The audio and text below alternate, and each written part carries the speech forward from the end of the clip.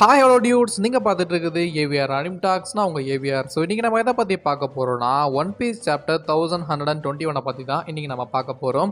And இந்த chapter கொஞ்சம் normal தான், கூடிய சீக்கிரம் எக் அண்ட் டார்க் வரை கம்ப்ளீட் ஆக போகுது. அது மட்டும் இல்லை, இப்போ ரீசெண்டாக இந்த ஒன் பீஸில் ஒர்க் பண்ணுற ஒரு பர்சன் எக் அண்டோட கிளைமேக்ஸும் செம்மையாக இருக்கும். பட் அது இல்லாமல் இன்னொரு பெரிய ட்விஸ்ட்டுமே இருக்குன்னு சொல்லியிருக்காங்க, பொறுத்து தான் பார்க்கணும். சரி ஓகே கைஸ், இந்த சாப்டரில் என்னெல்லாம் காமிச்சிருக்காங்கன்னு மொத்தமாக பார்த்துடலாமா? சாப்டரோட ஸ்டார்டிங்கில் சாட்ரான் இருக்கான்ல, அவன் பானி அண்ட் குமாவை அவனோட பாய்சன் லெக்ஸை வச்சு அட்டாக் பண்ண வரான். ஸோ அப்போ ஜெயிண்ட் எல்லாருமே அதை தடுக்கிறாங்க. அதே சமயத்தில் லூஃபி அந்த அட்டாக்கை ஸ்டாப் பண்ணிவிட்டு பானி இதை நீ தான் பண்ணணும்னு சொல்ல பானி மறுபடியுமே நிக்கா ஃபார்ம் எடுக்கிறா.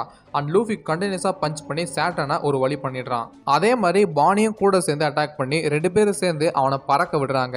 அண்ட் வெகாபாங்க் வாய்ஸ் சென்சுரி பற்றி பேசுகிறான். லைக் வாய்ஸ் சென்சுரியில் நடந்த இந்த விஷயம் கண்டிப்பாக மறுபடியும் நடக்கும்னு சொல்கிறான். கண்டிப்பாக அந்த வாரை தான் அவன் மீன் பண்ணான்னு நினைக்கிறேன். அண்ட் அதே மாதிரி இந்த வார் ஏன் நடக்கும்னு சொல்கிறான்னா, ஏன்ஷியன் வெப்பன் இன்னும் இருக்குது, அதுவும் இல்லாமல் சில ரேஸை சேர்ந்தவங்க அப்போவே அழிஞ்சிருக்கணும், பட் அவங்க இன்னும் இருக்காங்கன்னு சொல்ல இந்த இடத்துல மார்க்கோ ஒயிட் பீரோட ரேஸான பக்கேனரை பற்றி யோசிக்கிறான். அண்ட் அதே மாதிரி லுனேரை பற்றியும் பேசிகிட்டு இருக்காங்க.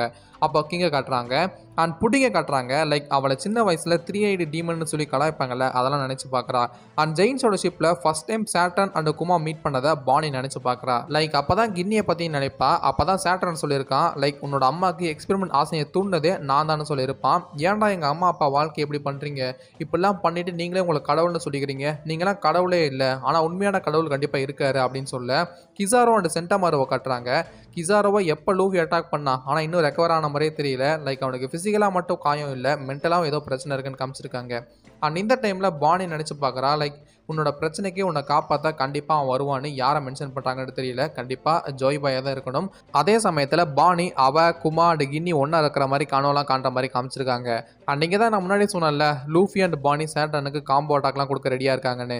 அந்த வெகாபாங்கோட ப்ராட்காஸ்ட் வர போகுது. லைக் இந்த உலகத்தில் இருக்கிற ஹியூமனிட்டியை நான் நம்புகிறேன், அவங்கள நம்பி தான் இந்த உலகத்தை அவங்க கையில் விட்டு போகிறேன்னு சொல்ல லூஃபி அண்ட் பானி அவங்க அட்டாக்கை யூஸ் பண்ணி ஸ்டார்ட் பண்ணிட்டாங்க. லைக் லூஃபி கண்டினியூஸாக சாட்டானை பஞ்ச் பண்ணுறான்.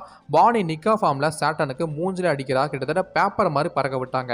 அண்ட் எல்போ ஷிப் பக்கத்தில் 1000 சனி வேற வந்துருச்சு. அங்கே ஜோரோ, உசோப் அண்ட் ஜிம்பேன்னு சில பேரை காட்டுறாங்க.